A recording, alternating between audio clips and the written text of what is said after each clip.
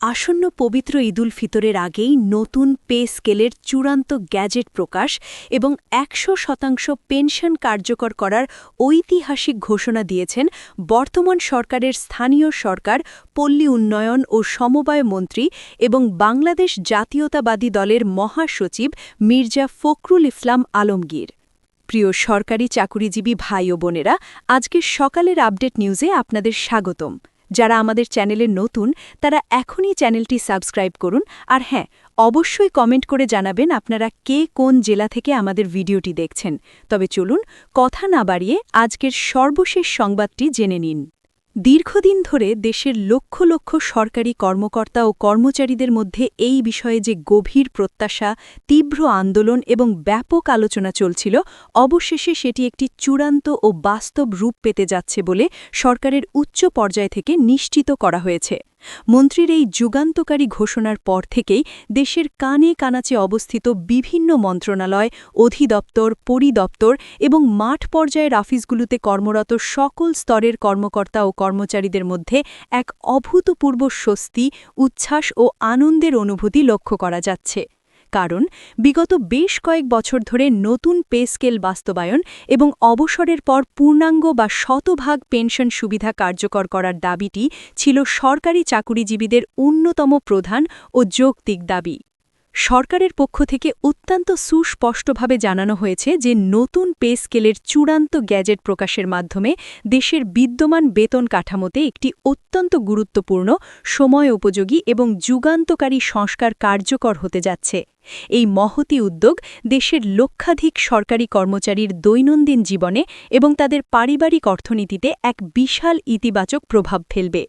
স্থানীয় সরকারমন্ত্রী মির্জা ফখরুল ইসলাম আলমগীর গণমাধ্যমকে জানান, ঈদের আনন্দকে সরকারি কর্মচারীদের মাঝে আরও বহুগুণে বাড়িয়ে তোলার লক্ষ্যে ঈদের আগেই নতুন পে স্কেলের চূড়ান্ত গ্যাজেট প্রকাশের জন্য সরকারের পক্ষ থেকে সব ধরনের প্রশাসনিক, দাপ্তরিক ও আইনি প্রস্তুতি ইতোমধ্যেই সফলভাবে সম্পন্ন করা হয়েছে।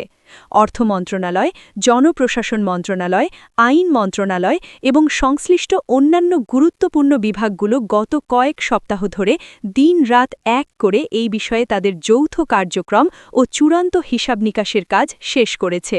মন্ত্রী অত্যন্ত গুরুত্বের সাথে উল্লেখ করেন, এই নতুন ও যুগান্তকারী বেতন কাঠামো প্রণয়নের সময় দেশের বর্তমান বাজার পরিস্থিতি, নিত্যপ্রয়োজনীয় দ্রব্যমূল্যের লাগামহীন ঊর্ধ্বগতি, সাধারণ মানুষের জীবনযাত্রার ক্রমাগত ব্যয় বৃদ্ধি এবং সরকারি কর্মচারীদের দীর্ঘদিনের ন্যায্য দাবিগুলোকে অত্যন্ত সহানুভূতির সাথে সর্বোচ্চ বিবেচনায় নেওয়া হয়েছে।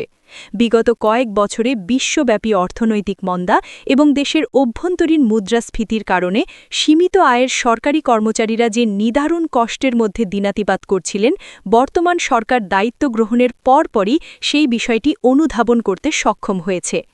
একই সঙ্গে অবসরপ্রাপ্ত বয়োজ্যেষ্ঠ কর্মকর্তা ও কর্মচারীদের জন্য শতভাগ বা পূর্ণাঙ্গ পেনশন সুবিধা নিশ্চিত করার বিষয়টিও বর্তমান সরকার বিশেষ গুরুত্ব ও অগ্রাধিকার দিয়ে বিবেচনা করেছে।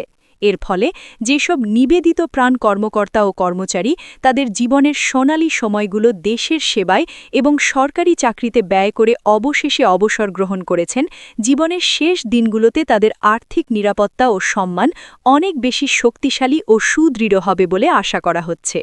নতুন এই পে স্কেল বা বেতন কাঠামো বাস্তবায়নের ফলে দেশের বিভিন্ন গ্রেডের কর্মকর্তা ও কর্মচারীদের বেতনে ব্যাপক ও উল্লেখযোগ্য পরিবর্তন আসতে যাচ্ছে বলে সংশ্লিষ্ট নির্ভরযোগ্য সূত্রগুলো নিশ্চিত করেছে। বিশেষ করে ১১তম গ্রেড থেকে ২০তম গ্রেড পর্যন্ত নিম্ন ও মধ্যম আয়ের কর্মচারীদের বেসিক বা মূল বেতন যৌক্তিক হারে বাড়ানোর বিষয়টি সরকারের এই নতুন নীতিমালায় সবচেয়ে বেশি গুরুত্ব ও অগ্রাধিকার পাচ্ছে। জনপ্রশাসন মন্ত্রণালয় ও অর্থ মন্ত্রণালয়ের সংশ্লিষ্ট দায়িত্বশীল সূত্রে জানা যায়, নতুন বেতন কাঠামোতে নিম্ন গ্রেডের বেসিক বেতন উল্লেখযোগ্য হারে বৃদ্ধি করা হবে, যাতে করে নিম্ন আয়ের কর্মচারীরাও বর্তমান বাজারের সাথে তাল মিলিয়ে তাদের দৈনন্দিন জীবনযাত্রা আরও স্বাচ্ছন্দ্য, সম্মান ও মর্যাদার সঙ্গে পরিচালনা করতে পারেন। মূল বেতন বৃদ্ধির পাশাপাশি সরকারি কর্মচারীদের বিভিন্ন ভাতাদি যেমন বাড়ি ভাড়া ভাতা, চিকিৎসা ভাতা, যাতায়াত ভাতা, টিফিন ভাতা এবং অন্যান্য আনুষঙ্গিক সুযোগ সুবিধাতেও সময় উপযোগী ও বাস্তবসম্মত সমন্বয় আনার বিষয়টি অত্যন্ত গুরুত্বের সাথে বিবেচনায় নেওয়া হয়েছে।